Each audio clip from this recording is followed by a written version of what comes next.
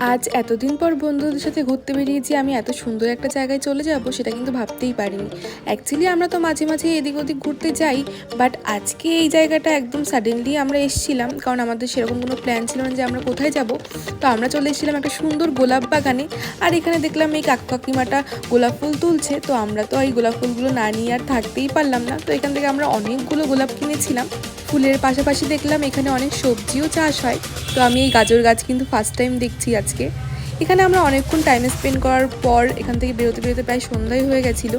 তারপর আমরা চলে গেছিলাম একটু কাবাব খাওয়ার জন্য। তো এখানকার কাবাবটা কিন্তু আমাদের সবারই ভীষণ ভালো লাগে। এটা দেখতে যতটা না টেস্টি, খেতেও কিন্তু ভীষণ টেস্টি। তো এখানে সঙ্গে আমার আরও কিছু বন্ধুরা ছিল। তো হেয়ার ইজ আওয়ার গরম গরম কাবাব, যেটা খেতে ভীষণ টেস্টি হয়েছিল। তো তারপর আমরা শেষমেশ একটু চা খেয়ে যে যার মতো বাড়ি ফিরে গেছিলাম। তো আজকে এইটুকুই, দেখা হবে নেক্সট ব্লগে। বাই।